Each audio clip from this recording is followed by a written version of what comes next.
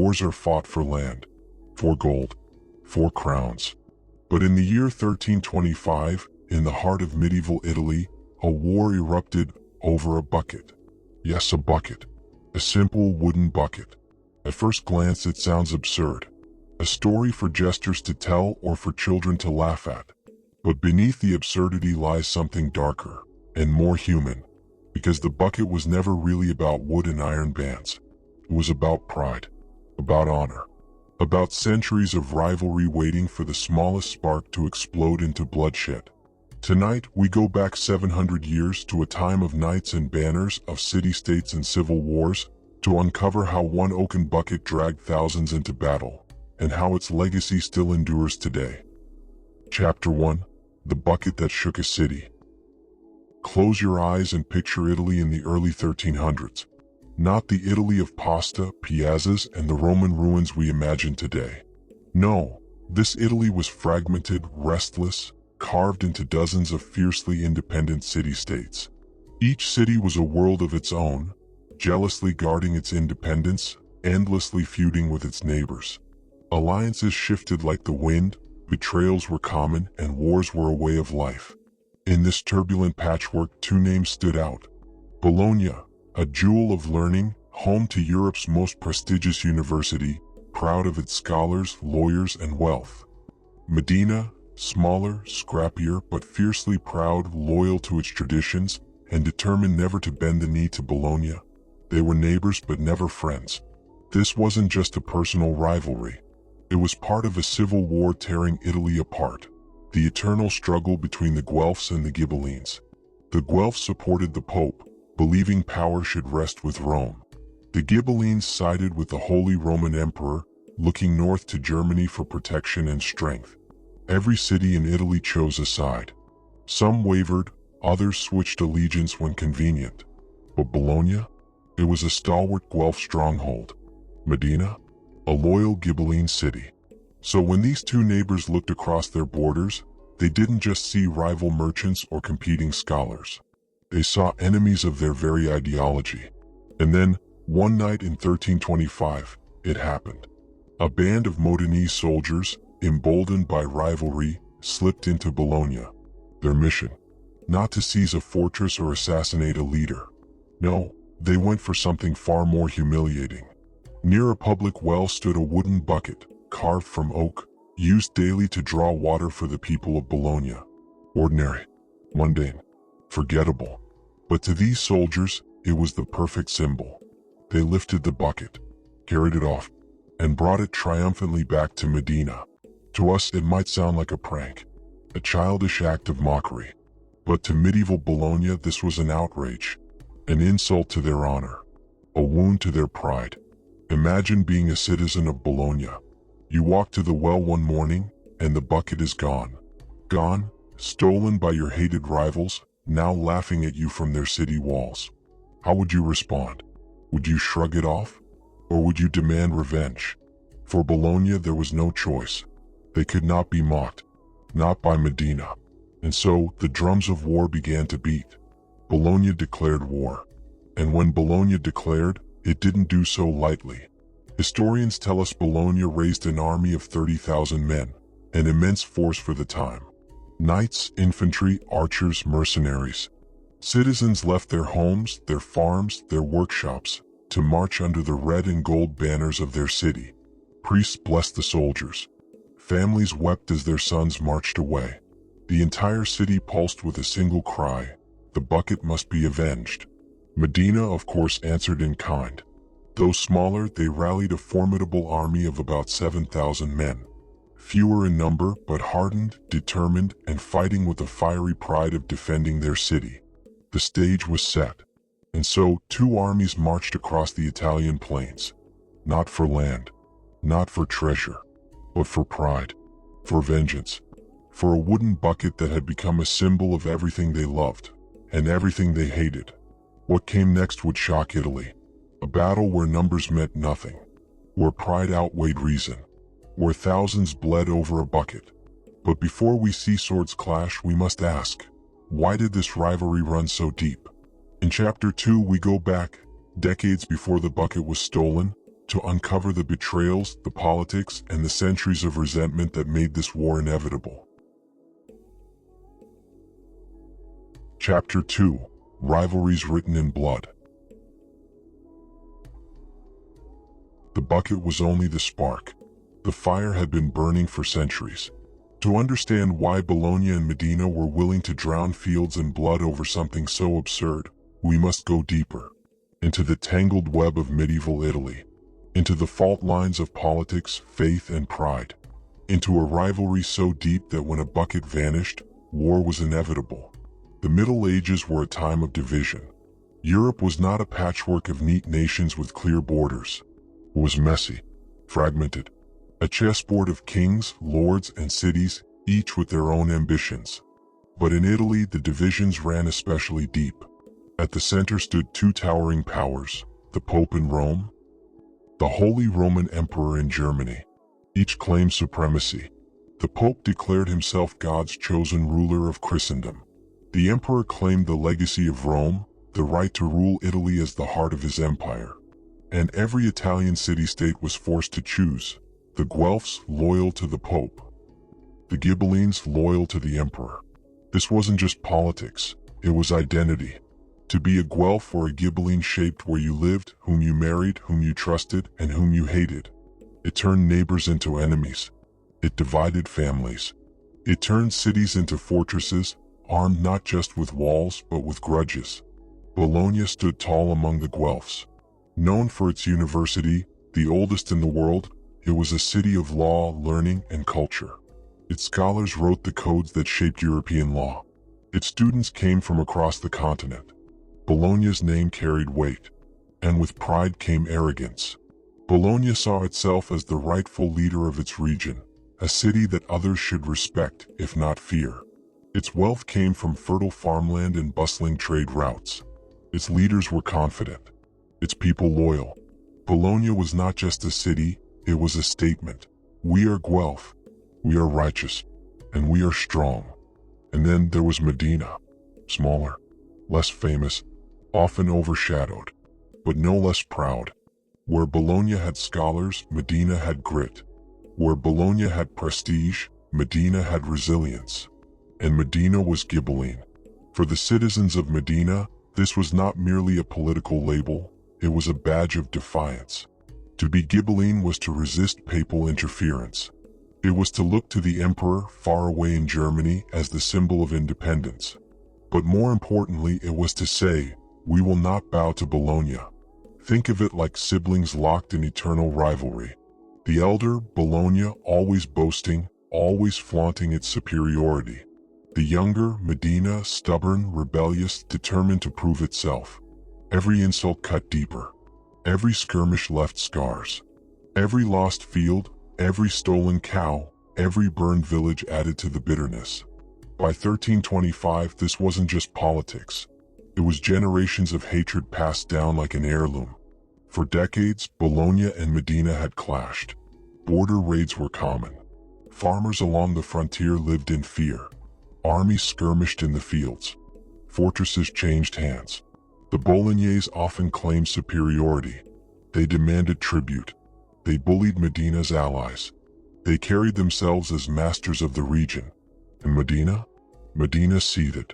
To the Modenese, Bologna's arrogance was unbearable. To the Bolognese, Modena's defiance was insolence. So when Modenese raiders snuck into Bologna and stole that bucket, it was not a random act. It was the perfect insult. A symbol. Let's pause for a moment. Why a bucket? Why did it matter? In medieval society, symbols mattered more than we can imagine today. A crown, a banner, even a single relic could inspire loyalty or hatred. The bucket was more than wood and iron. It was Bolognese property, Bolognese pride, an everyday object made sacred by insult. The theft was not about water, it was about honor. And in the 14th century, honor was everything. The people of Bologna could not laugh it off. To do so would be to admit weakness. To admit weakness was to invite more raids, more insults, more humiliation. No, Bologna had to act. And so, a stolen bucket became a declaration of war. Bologna called upon its allies. Its banners flew high. Chroniclers claimed that 30,000 men gathered under the Guelph flag, a staggering number for the time. Knights with polished armor and proud horses, infantry with pikes, shields, and crossbows, priests blessing the cause, citizens swelling with pride as they watched the army march out. This was not just a campaign. It was vengeance. It was justice. It was destiny. Medina too prepared. Its army was smaller, around 7,000 men, but they were fierce, loyal, and hardened by years of border conflict. They were not just defending a bucket. They were defending their pride, their homes, their very identity as a free city. And they paraded the bucket, proudly displayed in Medina City Hall, as a symbol of defiance. Imagine it, one city swelling with righteous fury, confident in its numbers and power. The other standing firm, outnumbered but unbowed, its stolen trophy hanging like a dare. This was no longer about a bucket. This was about survival. About proving once and for all who ruled Emilia-Romagna. As autumn of 1325 turned to winter, the two armies moved. The Bolognese, vast and mighty, advanced like a flood across the plains. The Modenese, smaller, tighter, moved with precision like a blade waiting to strike.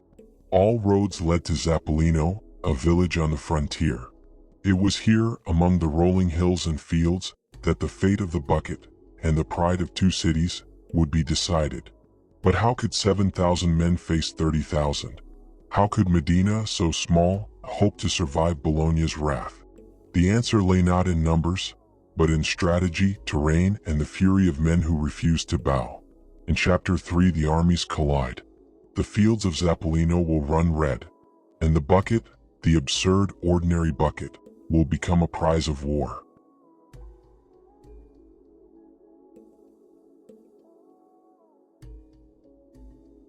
Chapter 3. The war erupts.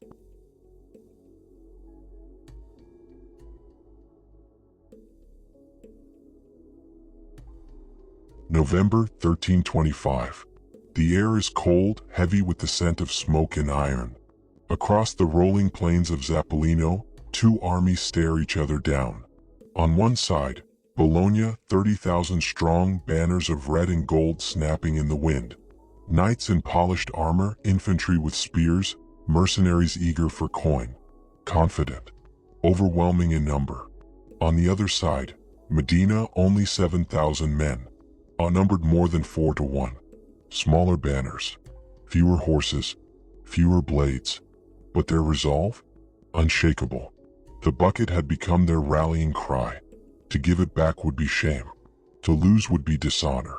Better to die than to bow. The first horns blared, echoing across the hills. Bologna advanced, its sheer numbers rolling like a tide. Shields locked. Spears bristling. Knights spurred their war horses. Medina braced for the storm. And then, impact. The sound was thunder. Metal against metal. Screams cutting the November air. For a moment, it seemed Bologna's weight would crush Medina. But the Modenese fought like men possessed. They struck with fury, exploiting every weakness, turning their smaller numbers into speed and precision. Imagine the chaos, the ground shaking under hooves, the clash of swords, the cries of the wounded. Fathers, sons, brothers, all swallowed by the frenzy of battle. And through it all the thought burned, this is for our honor. This is for the bucket. Bologna believed victory was certain. Their army dwarfed Medina's. But arrogance can be fatal. As the battle raged, Modenese cavalry struck with ferocity, fast, coordinated, devastating. They broke through Bologna's lines, shattering the illusion of invincibility. Panic spread. A few units faltered. Then more. The great army of Bologna, 30,000 strong, began to collapse. By sunset, the unthinkable had happened. Medina had won. The losses were staggering. Thousands lay dead across the fields of Zappolino. Smoke curled into the sky as the survivors stumbled home. And Bologna? Humiliated, defeated, crushed. Not just in numbers but in pride. The Modenese didn't just win the battle. They wanted to make a point. Their troops advanced all the way to the gates of Bologna itself, just a day's march from the city. They didn't take the city. They didn't need to. The message was clear. Bologna's pride was broken. And the bucket? Still in Medina. But the story doesn't end on the battlefield. Because what happened next would transform the bucket from a mere trophy into a legend. In Chapter 4, we'll uncover the strange afterlife of the oaken bucket, how it survived centuries, and why even today, 700 years later, it still hangs as a reminder of the war it once began. Chapter 4: Legends, Memory, and the Bucket That Endured.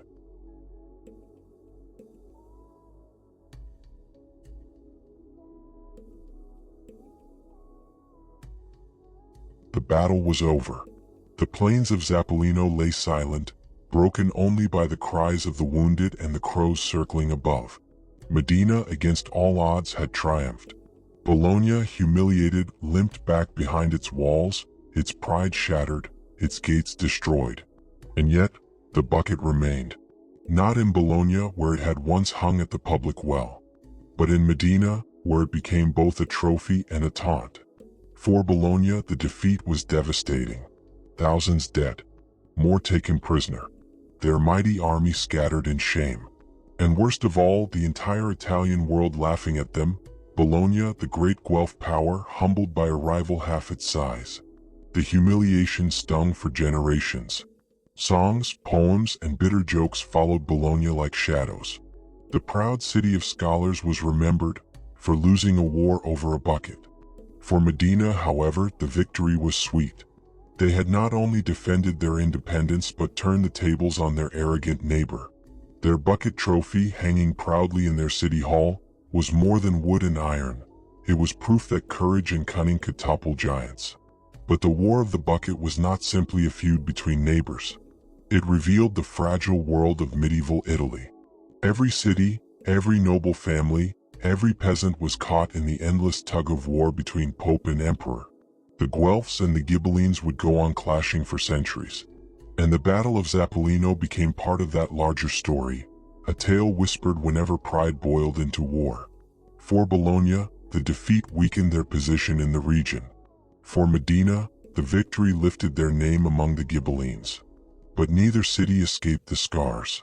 Both paid in blood, wealth, and fractured futures. And all for what? A bucket. Or rather, the honor that bucket came to represent.